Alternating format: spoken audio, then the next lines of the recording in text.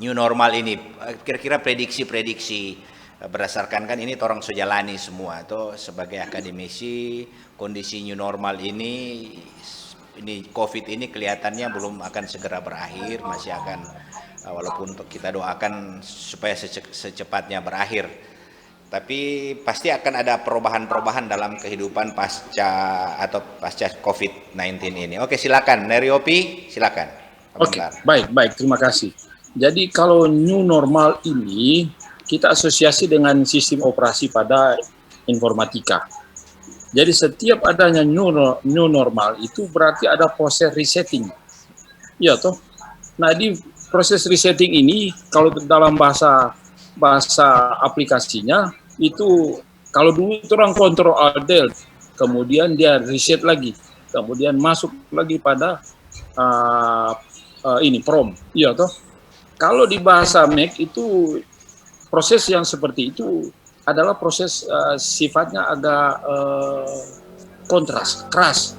Kalau ini dong bilang force quit. Jadi setiap upaya yang terkait dengan force quit atau resetting itu pasti ada dampak. Nah ini memang perlu ada ada tim lagi yang harus membahas terkait dengan apa sih dampak daripada resetting, apa dampaknya dari force quit ini, sehingga new normal ini sama dengan dia baru baca ini, baru baca, baru dia masuk pada kondisi untuk mulai beroperasi. Jadi lahir baru ya? Ya lahir baru, tetapi setiap ini kan sama resetting. Itu sama dengan force quit. Jadi pada waktu orang mulai ini dia kong rupa setengah mati mau buka, akhirnya orang kasih mati, disebut force quit itu kan. Jadi untuk keluar dengan secara keras. Nah itu pun pasti akan ada dampak. Memang kalau membaca itu dari tayangan-tayangan yang beberapa belakangan hari ini, memang kalau tidak memang hati-hati, kalau mulai seruan-seruan itu minta pimpinan itu mundur, itu kan mulai kelihatan dari Sumatera Utara. Karena diinterpretasi bahwa sepertinya adanya konsisten. Padahal bahasa ini sebenarnya adalah adaptasi terhadap PSBB. Jadi new normal ini sebenarnya memang suatu vocabulary bendahara baru, tetapi sebenarnya sudah dikenal di dunia digital itu, bahwa pada saat kena virus maka setengah mati orang akan mengoperasikan itu, maka mesti resetting dan masuk pada ini. Saya kira ini selaras sekali dengan bahasa digital ini, dan setelah dia masuk baru, maka dia akan beroperasi normal lagi. Kita kira begitu, Pak Dekan. Kita asosiasi pemikiran. Oke. Jadi di dunia digital ini sebenarnya ada, tetapi bagi mereka yang tidak paham itu, mereka menganggap bahwa ini ada suatu failure, ada kegagalan. Gitu. Ya, oke, terima kasih. Oke, terima kasih Pak Dekan. Terima kasih Neriopi. Ini bukan lagi menjabat ini lagi berprofesi podcaster. Jadi podcaster ini. Jadi sekarang profesi sekarang bukan ini new normal ini. Jadi kalau sebelum COVID itu tuh tadi dan cupu tadi. Mar sekarang COVID jadi bukan itu. Sekarang ini podcaster karena new normal. Iya. Oke, thank you Neriopi. Ini kan Pak Dekan. Ya. Pak Dekan. Orang kan itu daring digital atau revolusi industri ini, maka sebenarnya istilah new normal ini sebenarnya perlu untuk segera disosialisasikan. Jadi jangan dong kira dengan adanya normal ini suatu kegagalan. Padahal proses digital itu sebenarnya biasa itu. Karena awalnya memang dari virus yang bekerja pada data-data ini kan, data-data informatika. Oke, terima kasih. Oke, terima kasih Bener Yopi ini ya, panggil sayang-sayang ini Bener Yopi. Jadi sekarang dari arsitektur ya, sekarang kita pindah praktisi atau akademisi dari teknik informatika ya. Oke, silakan dari teknik elektro, Bener Brave, silakan Bener Brave. Halo Bener Brave, silakan. Ya, terima kasih baru hidup lebih baik. Ya, jadi new normal sama dengan benar tanda bilang tadi ya sama dengan komputer. Jadi kalau kena virus, punya install baru, ya kasih antivirus atau restore ke sebelum kena virus. Jadi kalau kena virus sekarang DP new normal, ya orang sudah ganggu DP aktivitas. Kalau komputer terganggu ada DP fitur-fitur yang sudah ganggu. Nah, jadi orang bekerja dengan fitur apa adanya. Selama ini virus masih ada. Jadi ini virus masih ada. Jadi belum hilang. Belum mau bilang terkalahkan, memang belum mutlak terkalahkan. Masih sementara proses untuk penyembuhan atau untuk dapat DP antivirus. Jadi new normal itu memang ya memang perlu karena kebutuhan ekonomi, kebutuhan juga pendidikan, karena kalau mau lihat sistem kuliah atau belajar online tetap masih kurang mumpuni dengan tatap muka. Walaupun ada hal-hal yang bisa tatap muka, tapi kalau seperti ujian atau tes itu sangat susah objektif kalau nyanak tatap muka. Jadi kalau mau pembelajaran memang harus 60% itu tatap muka. 60% baru dia bisa evaluasinya kena. Jadi untuk new normal itu memang juga harus penting juga harus ada supaya ya ekonomi dan dunia pendidikan bisa jalan lebih bagus lagi dibandingkan stay at home. Begitu. Terima kasih. Oke, terima kasih Bener Brave. Jadi kita balik lagi ke ini ya, ke apa? Bener Reki ya. Silakan Bener Reki, ini ahli arsitektur ya. Jadi melihat new normal itu bagaimana, tadi kita sudah dengar Bener Brave, Bener Yopi.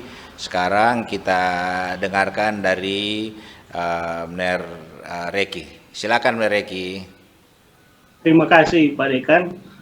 Saya melihat new normal ini dalam konteks ruang. Karena dalam kenyataannya bahwa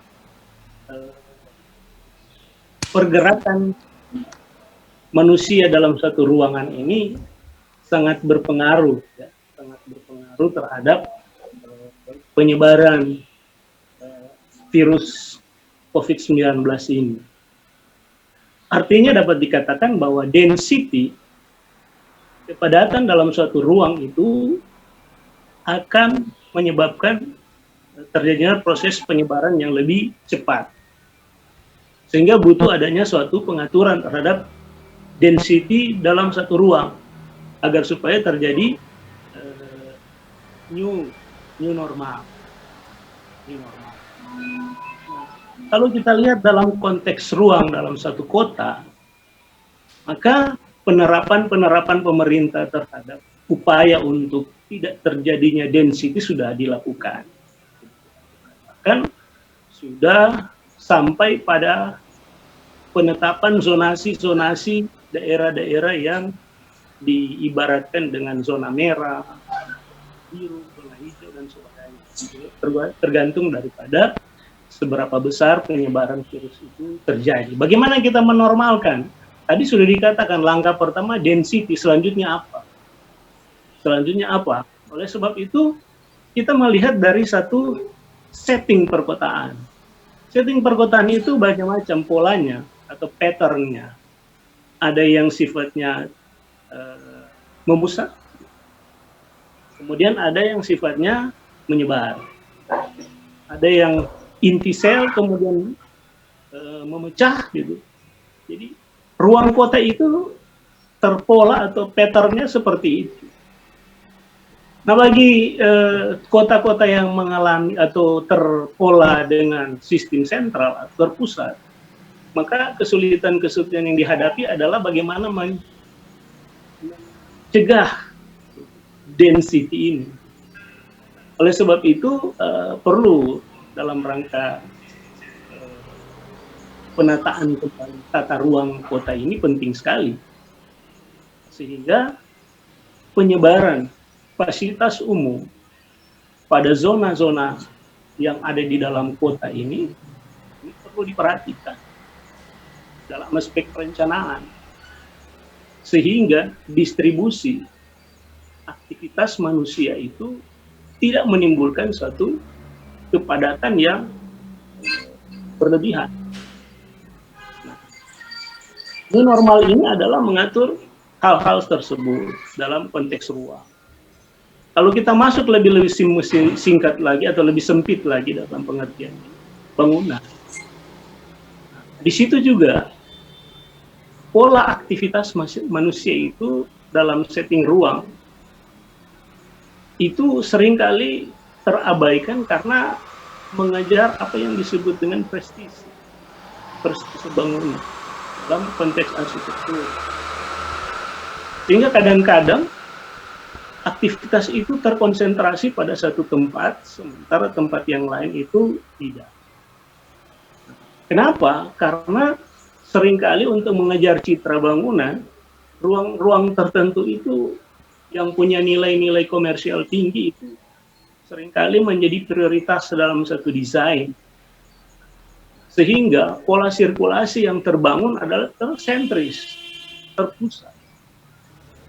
Dengan peristiwa yang kita alami pada saat ini, kita perlu memikirkan hal-hal tersebut tentang bagaimana menjaga density atau peak hour, waktu yang sama orang berkumpul pada satu tempat yang sama. Itu yang harus kita normalkan kembali. Jadi kalau pola yang ada di Kota Manado sebagai contoh itu, bisnis area itu terkonsentrasi pada daerah boulevard. Sehingga kecenderungan orang beraktivitas ada di sana. Yang dari luar kota, di dalam kota, semua terkonsentrasi di sana.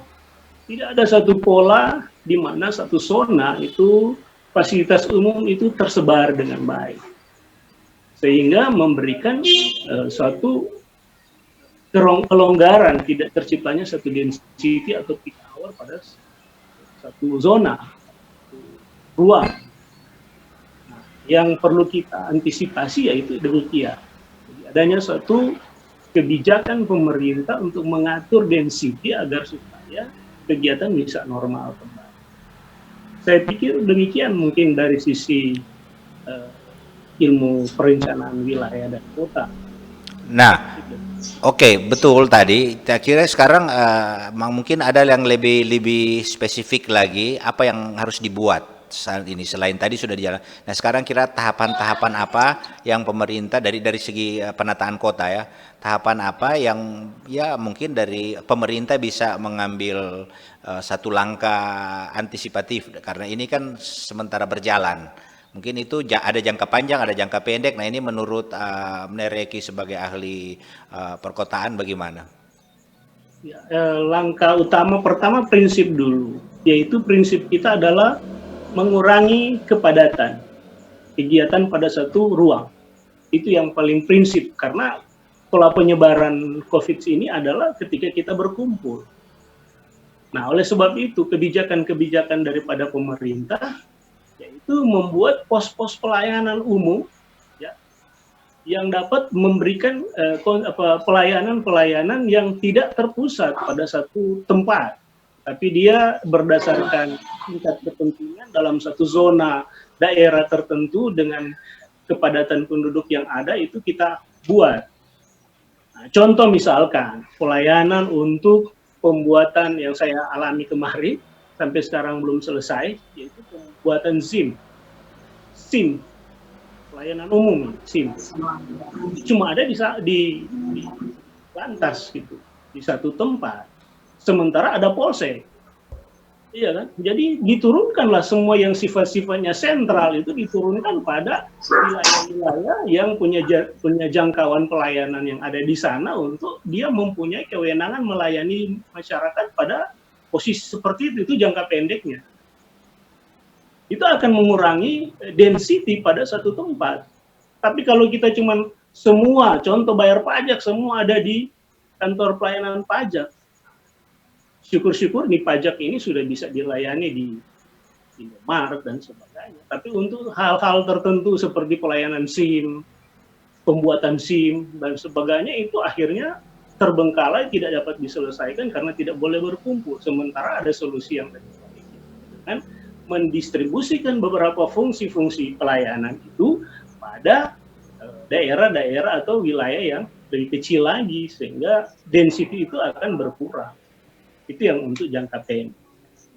Untuk jangka panjang nanti, kita akan melihat daripada peraturan pemerintah tentang perizinan dalam hal ini izin bangunan, terutama.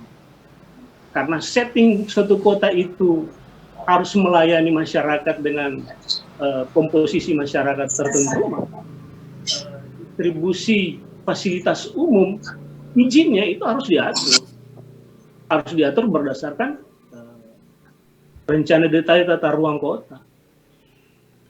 Jadi harus dirubah pola perizinan bangunan itu agar supaya dia tidak terpusat pada satu tempat, tetapi dia terdistribusi pada beberapa tempat untuk masyarakat untuk fasilitas ini. Jadi untuk jangka panjang perizinan tentang izin bangunan, kelayakan bangunan dan sebagainya harus diperhatikan, harus dibuat lebih terencana lagi sesuai dengan rencana detail tata ruang RDTR-nya kota itu. Sebab kalau itu tidak terjadi maka akan kecenderungan memusat itu akan terjadi. Sehingga muncul lagi density, tingkat kepadatan tinggi, peak hour, berkumpulnya orang pada satu waktu yang tertentu. Nah, ini yang menyebabkan mudah sekali orang lepas, ya ini baru COVID, mungkin orang lepas bom juga dia sudah tahu jam sekian, jadi security-nya, keamanan daripada suatu kota itu menjadi terjamin. Nah ini yang harus diperhatikan untuk jangka panjang dari segi perizinan bangunan sesuai dengan rencana detail tata ruang yang harus ditinjau kembali, karena memang RDTR itu setiap 5 tahun itu harus ditinjau kembali. Jadi kesempatan untuk terjadinya peristiwa-peristiwa yang kita alami ini ya harus lebih kita memperhatikan hal-hal tersebut. Demikian mungkin Pak Dekan tentang pemikiran saya. Oke, terima kasih ya. Jadi sudah menyampaikan gagasan ya. Ya ini satu gagasan di era new normal ya, yang bisa mungkin jadi bahan pemikiran dari pengambil kebijakan ya. Sebagai akademisi kita tentu ya perlu untuk menyampaikan gagasan-gagasan untuk pemerintah agar supaya ya bisa dalam kondisi seperti ini perlu ada suatu tindakan-tindakan yang ya lebih kira-kira lebih baik lagi ya, bukan berarti yang sekarang tidak baik, sudah dilakukan dengan baik, tapi kalau semakin banyak masukan kan semakin baik. Oke, dari segi ahli pengembangan wilayah ya atau tata kota ya. Nah sekarang bagaimana tadi Mner Yopi ada tambahan atau ada tadi bisa direview kembali lagi apa yang terkait dengan apa yang disampaikan oleh Mner Eki ini? Silakan Mner Yopi sebelum nanti ahli IT akan menjelaskan tentang ya semua ini kalau mau memang paling efektif work from home. Tapi bagaimana kalau semua harus dilakukan dari rumah ya? Tentu itu sudah dunia memang sudah terbalik 100 atau berapa 180 derajat ya. Nah, ini tentu ini yang dari sisi penataan kota bagaimana, dan dari sisi teknik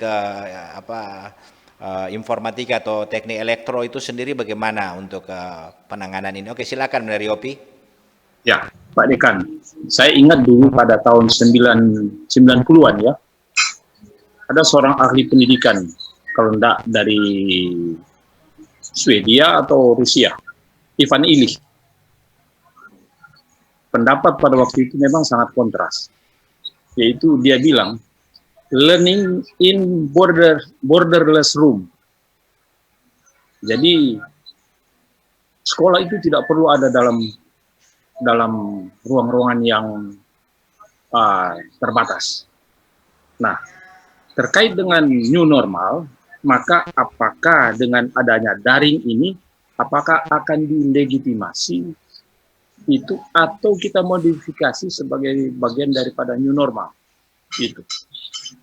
Sehingga kata kasarnya daring itu sudah mulai diperkenalkan, tetapi mungkin pemerintah tidak mau menggunakan distance sekolah jarak jauh karena pernah pemerintah melarang itu. Tapi digunakanlah istilah daring, ya kan? Kemudian terkait dengan new normal, berarti ada normal lama. Nah, normal lama apa itu? Kalau normal lama itu ada, maka terkait dengan hukum, maka pasal-pasal yang terkait dengan force majeure, keadaan memaksa, itu sebenarnya tidak perlu ada lagi, karena ternyata ada new normal. Jadi, semua aspek yang terkait dengan kegiatan kita, semua itu tidak akan ada lagi pasal-pasal pengecualian, karena ada kok ini new normal, iya kan?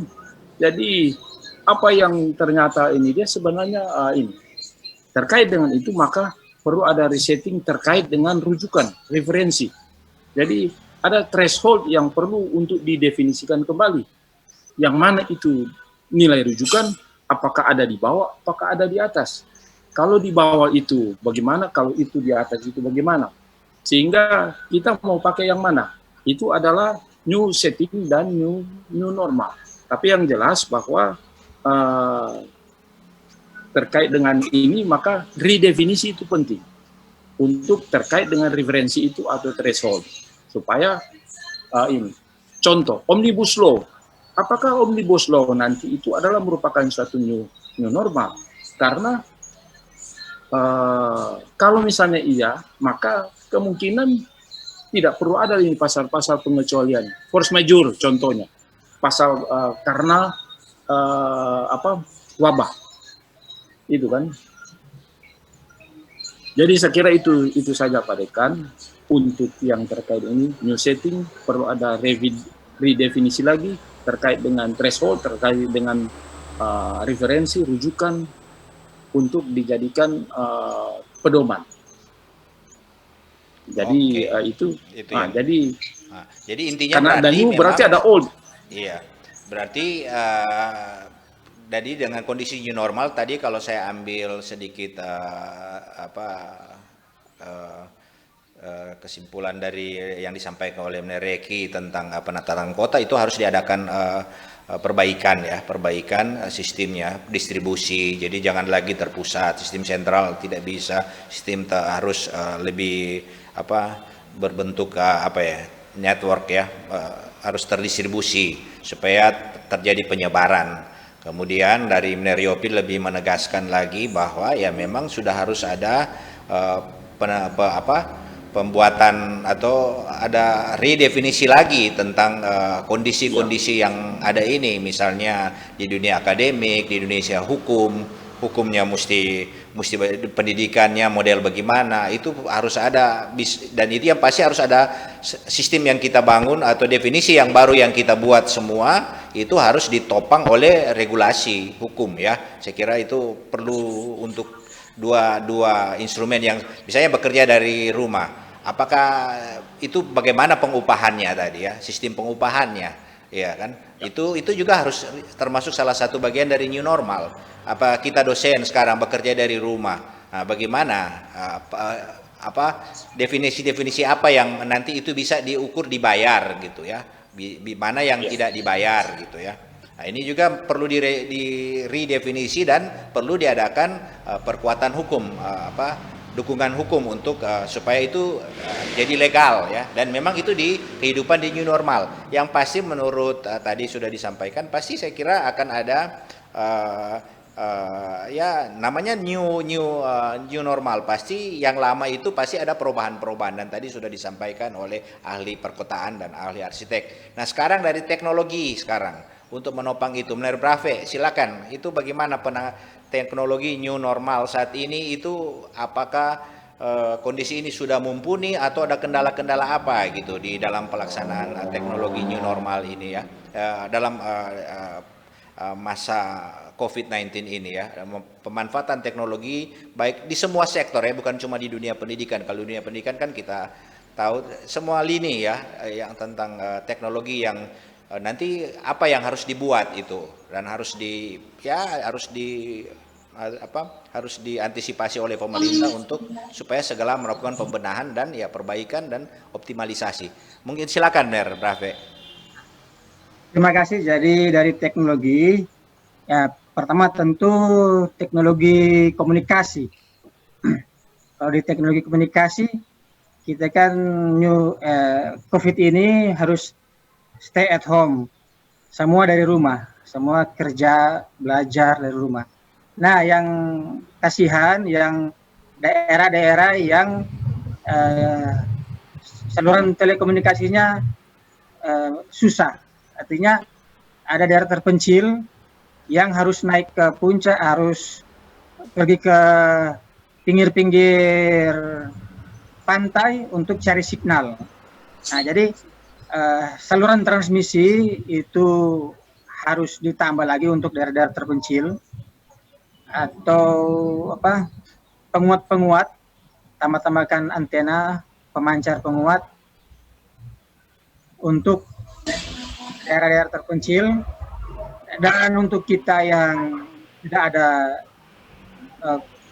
komunikasi, saluran komunikasi, yang harus ditambah itu antara lain bandwidth lebar untuk supaya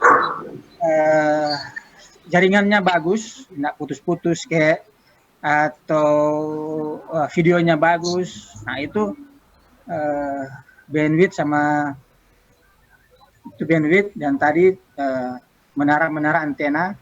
Terus yang menjadi kendala-kendala itu juga peralatan kita. Jadi kalau ada yang pakai handphone untuk tethering, dia pakai dua alat, komputer sama handphone.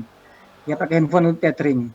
Tapi pas dia tethering juga dari handphone tersebut, dia pakai untuk komunikasi lainnya, conference lainnya.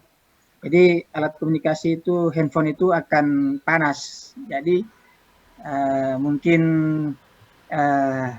untuk ke depan ahli-ahli komunikasi, ahli elektronika atau ahli elektro lainnya bisa merancang handphone yang lebih bagus lagi, yang lebih cepat panas, mengatasi panas karena penggunaan fitur-fitur yang mungkin membutuhkan pemrosesan yang tinggi. Dia handphone jadi tethering wifi, handphone jadi dia sebagai juga digunakan untuk video conference, jadi double. Jadi mungkin para ahli bisa mengembangkan handphone yang ya dari segi prosesor, RAM, ROM. Nah, itu harus ya jadi tantangan ke depan. Kemudian baiknya dari COVID-19 ini, banyak orang sudah memanfaatkan teknologi internet. Nah, jadi internet sudah lebih dikenal orang. Jual beli online juga jadi populer. Apakah jual beli di sosial media atau marketplace, Tokopedia, Lazada dan lain-lainnya, Hypermart. Nah, itu sudah populer. sudah banyak digunakan, itu kelebihannya. Jadi kita sudah banyak yang tidak gaptek internet, bahkan anak-anak kecil SD sudah bisa memanfaatkan internet untuk belajar dan lain-lain. Karena pengaruh COVID itu positifnya penggunaan internet sudah banyak dikenal orang. Tapi tentu penggunaan internet harus dibatasi, harus diawasi terhadap anak-anak. Jangan sampai digunakan. Nah, terus untuk video conference sendiri, kita juga sudah kenal beberapa aplikasi yang gratis maupun berbayar. Nah, jadi ada beberapa aplikasi yang bisa digunakan walaupun ada beberapa keterbatasan. Misalnya aplikasi gratis yang milik Zoom itu hanya 40 menit. Ada Google Meet itu yang tidak pakai batasan waktu. Jadi kita bisa menggunakan beberapa aplikasi. Jadi kita juga untuk video conference, banyak aplikasi video conference yang bisa digunakan oleh masyarakat. Jadi sudah tidak gaptek lagi tentang video conference. Itu kelebihan dari kondisi saat ini. Jadi sebagaimana new normal, seperti yang saya katakan tadi, itu komputer kalau sudah kena virus, jadi ada fitur-fitur yang sudah tidak bisa digunakan, misalnya USB atau Bluetooth. Kita harus pakai alat tambahan untuk Bluetooth, adakan share melalui Bluetooth. Begitu juga ada fitur-fitur kamera. Kalau komputer suka kena virus, kamera build-in-nya, build-up-nya sudah jadi. Pakai kamera webcam eksternal. Nah, jadi walaupun new normal, tapi masih bisa melaksanakan aktivitas yang cukup normal. Jadi tetap untuk mendukung ekonomi pendidikan, kita masih bisa, keadaan COVID kita masih bisa beraktivitas sedikit di bawah normal. Itulah new normal, itulah komputer yang kena virus. Jadi untuk virus-virusnya sudah bisa ditangkal, tapi kondisi komputernya sudah tidak optimal. Fitur-fiturnya ada yang hilang atau terhambat kecuali diinstal baru. Demikian mungkin dari saya. Oke, saya kira ini yang menjadi mungkin catatan ya. Jadi juga perlu diperhatikan memang kualitas internet jaringan kita ini juga tentu masih menjadi problemnya apabila kita memang mau melaksanakan full sistem baik dia pendidikan online, baru dia kerja online, karena masih banyak blank spot ya di beberapa tempat khususnya kalau kita bicara di Sulawesi Utara itu masih ada blank spot ya, jadi jaringan susah. Nah, bagaimana misalnya kalau di dunia pendidikan itu kan dari beberapa survei atau yang pernah saya lakukan sendiri atau kami lakukan itu masih ada sekitar 4% itu, atau total semua yang bermasalah itu ada sekitar 30%, mulai dari jaringan susah akses, kemudian sama sekali tidak ada jaringan, dan memang tidak ada anggaran untuk itu, misalnya di pendidikan. Kalau begitu juga saya kira ini di kerja. Kalau misalnya ada regulasi nanti katakanlah meminta kita untuk kerja dari rumah, ya gimana sistem jaringan, sistem internet di sana apa sudah menunjang? Nah, bisa-bisa mereka yang dalam posisi internet tidak ada, ya jadi kesulitan untuk bekerja, ya kan? Nah, kemudian kalaupun mereka itu pun masih ada dua kendala. Ada yang ada uang, ada fasilitas, ada komputer, ada HP yang mumpuni, ada yang bagus, tapi jaringan tidak ada. Ada yang sama sekali tidak ada uang, tidak ada fasilitas. Ini juga masih kendala, dan itu dalam persepsi saya masih cukup banyak ya. Untuk untuk kelas menengah mungkin tidak bermasalah, tapi yang kelas ekonomi ke bawah menggunakan teknologi ini ya tentu perlu ada pertimbangan-pertimbangan bagaimana mereka bisa mengakses, mereka bisa belajar, ya kan, menggunakan itu. Karena kan kita untuk anak-anak muda mungkin gampang, tapi kalau yang sudah tua-tua, nah ini juga masalah. Belum masalah infrastruktur dan hambatan-hambatan sosial atau ekonomi yang saya sebutkan tadi. Ini kendala-kendala yang fakta yang memang pemerintah harus ya dalam nanti mengimplementasikan. Saat ini katakanlah dia masih berlanjut ya, kita otomatis semua pekerjaan kita work from home, jadi harus online untuk supaya bisa berkomunikasi. Nah, dengan kondisi-kondisi yang dikatakan tadi sudah ada solusi-solusi ya dari ahli perkotaan, arsitek dan teknologi. Ini jadi tantangan ke depan bagi kita ya. Mau mulai dari awal definisi dulu semua istilah-istilah yang bisa dipakai, membuat payung hukum, kemudian infrastruktur, melatih SDM. Saya kira itu semua. Oke, silakan, ada lagi yang ingin tambahkan, silakan. Reki. Terima kasih ini Pak Dekan. Jadi ini suatu gagasan saja. Jadi tadi ada beberapa saran, tapi gagasan ini muncul dari ada satu statement yang disampaikan oleh Presiden bahwa dia mengatakan kita berdamai dengan COVID-19. Artinya selama kita belum ada kekuatan atau serum anti virus ini, maka kita harus membangun suatu konsep hidup bermasyarakat yang sesuai yang sudah diterapkan oleh pemerintah saat ini. Karena kita tidak punya senjata atau peluru untuk memusnahkan serum ini. Nah, terkait dengan new normal, maka kita perlu juga memikirkan beberapa langkah ya yang perlu diselesaikan terkait dengan kebutuhan aktivitas masyarakat. Kalau tadi saya banyak berbicara tentang pelayanan umum, dan sekarang kita lihat dalam program jangka panjang nanti tentang standarisasi suatu pemukiman, setting pemukiman. Ada banyak teori yang sudah disampaikan oleh para ahli tentang standarisasi komposisi fasilitas umum, fasilitas sosial, dan hunian. Ini seringkali terabaikan dalam suatu perencanaan. Jadi untuk masa yang akan datang, ini kita bicara tentang masa yang akan datang, ini penerapan terhadap standarisasi ini perlu itu dimasukkan di dalam perencanaan sebuah kota.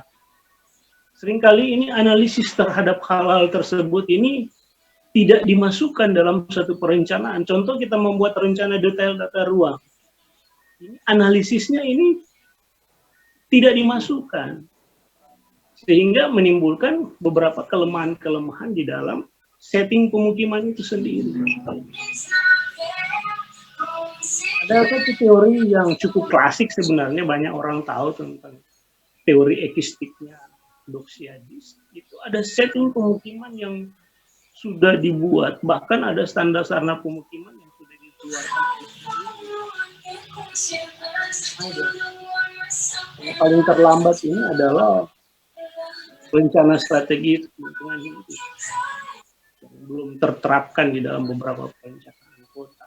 Ya, mudah-mudahan dengan peristiwa ini maka kita akan masuk pada era untuk new normal, maka sama seperti yang Neryopi katakan bahwa beberapa standar kebijakan, aturan, redefinisi kembali, ada beberapa yang kurang itu harus diperiksa lagi. Terutama dokumen perencanaan pada beberapa kota RDTR, jangan menunggu nanti 5 tahun dievaluasi, tetapi evaluasi terhadap rencana detail tata ruang ini perlu dilakukan dengan adanya peristiwa wabah COVID-19 ini. Itu merupakan tindakan new normal, bagaimana menormalkan kembali setting atau detail tata ruang sudah dibuat oleh pemerintah, karena ternyata ada beberapa tidak antisipatif terhadap peristiwa-peristiwa seperti ini. Nah, ini adalah momen penting untuk dalam rangka perencanaan masa jangka panjang, maka kita harus lakukan evaluasi terhadap detail atau rencana detail tata ruang yang ada di masing kota dan kabupaten, sehingga memang benar-benar kita bisa memberikan suatu antisipasi dalam rencana tata ruang ini terhadap peristiwa seperti itulah new normal yang bisa kita capai dalam jangka waktu panjang. Mungkin demikian, Pak. Terima kasih, Mner Reki. Jadi kita sudah banyak bincang-bincang ya. Silakan ada tambahan lagi, Mner Yopi dan Mner Yopi dulu ya sebelum kita mengakhiri istilahnya talk show ya ini, bincang-bincang mengenai new topik. Silakan Mner Yopi, ada. Oke, Pak Dekan, jadi apakah penyampaian ini new normal ini semacam himbauan moral saja atau apa? Sebab kalau itu himbauan moral maka tidak perlu ada perpresnya atau semacam itu. Sebab kalau itu, sebab ini kelihatannya memang timnya turun full tim ini, jadi sampai April ini, dan tindakannya di lapangan itu adalah mendisiplinkan, itu kan bahasanya. Nah, jadi kita kira itu kalau memang ini sebatas himbauan moral, ya memang ada banyak yang bisa itulah sehingga banyak ini gerakan-gerakan moral itu turun gitu. Nah, saya kira di bidang kita keteknikan itu ada pasal yang terkait dengan dalam keadaan khusus, kemudian ada keadaan memaksa, dan ada keadaan-keadaan ini yang memang selalu itu adalah pasal-pasal pengecualian atau pasal peralihan. Nah, dia mesti tetapkan itu. Yang mana itu, misalkan proyek, kita kan ada 3 triple constraint. Salah satu itu adalah waktu. Bahwa proyek itu kalau sudah setting 6 bulan, tidak ada tawar-tawar. Constraint-nya itu, waktunya tidak boleh lebih. Nah, sekarang kalau misalnya katakanlah unsrat jadi. Dengan peristiwa dengan ini, apakah setelah kejadian ini maka ada pengecualian untuk waktu terkait dengan itu? Oleh sebab itu, kalau memang ini adalah pernyataan resmi, maka dia harus keluarkan dalam bentuk produk hukum, sehingga mesti ditetapkan bahwa ini dapat berlaku pasal pengecualian dan sebagainya. Tapi kalau himbauan moral saja, ya saya kira ini banyak orang yang melakukan spekulasi, ya.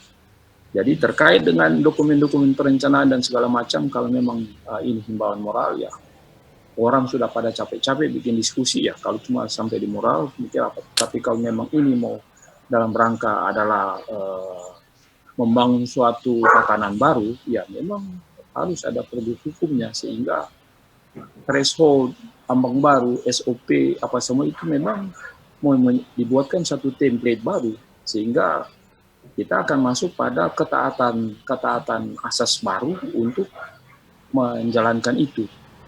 Kira itu saja, Pak Dekan. Terima kasih. Oke, terima kasih Mner Yopi. Ya, saya kira memang karena kita sebagai akademisi ya, tentu kita menyampaikan selain himbauan moral juga ya mempunyai pemikiran yang itu nanti bisa menjadi sesuatu produk yang bisa terimplementasi. Apakah dia hukum, regulasi dan sebagainya ya. Nanti itu yang, dan itu sudah disampaikan oleh tadi Mner Reki, Mner Yopi dan Mner Brave. Oke, untuk sebelum mengakhiri ini terakhir dari Mner Brave, silakan Mner Brave. Ada tambahan?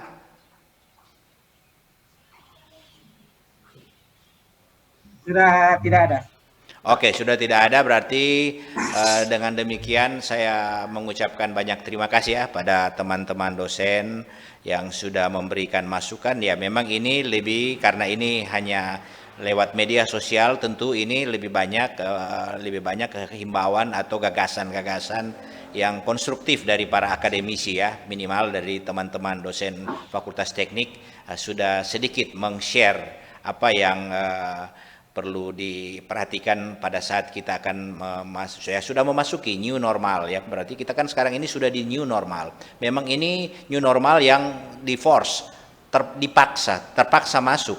Kalau kita merekonstruksikan baru, misalnya kita membuat satu kota yang baru, tentu apa yang semua kita katakan tadi itu gampang, kita bisa atur, ya semua bisa gampang masuk. Tapi sekarang kita berada di kondisi dari normal ke new normal. Jadi istilahnya kalau tadi di komputer, ada komputer, kalau dia rusak setengah, apakah orang mau ganti semua ini hard disk, atau orang boleh cuma partisi kasih mati DPS tanggal ini dan kita rebuild atau kita new normal. Nah ini tentu gagasan-gagasan ini yang sudah disampaikan tadi, walaupun ini hanya lebih bersifat gagasan ya, tapi ya paling tidak kita ada kontribusi ya, teman-teman dosen dari Fakultas Teknik Unsrat memberikan gagasan. Nah, ini di media sosial tentunya siapa tahu ada yang mendengarkan ya syukur ya, dan membutuhkan tentu lebih efektif nanti diundang secara lebih formal lagi. Ini kan informal, kita bicara talk show di online ya. Nanti kalau siapa tahu gagasan-gagasan kita itu baik, nanti itu akan diundang oleh pemerintah dan Fakultas Teknik Unsrat saya kira siap untuk membantu pemerintah untuk lebih mengoptimalkan kondisi new normal ini yang sedang berlangsung saat ini. Oke, sekian dan terima kasih. Terima kasih Mner Reki, terima kasih Mner Yopi, dan terima kasih Mner Brafe. Ya, terima kasih. Kita akan tutup streaming ini. Semoga walaupun ini tentu memang kita tidak berharap banyak, ini kecil, tapi saya yakin ini punya nilai positif bagi orang-orang yang ingin melakukan satu perubahan ke depan. Sekian dan terima kasih. Sampai jumpa lagi di acara talk show atau bincang-bincang tentang hal-hal yang ada di sekitar kita yang positif bagi kita semua. Oke, sampai ketemu lagi. Terima kasih. Terima kasih.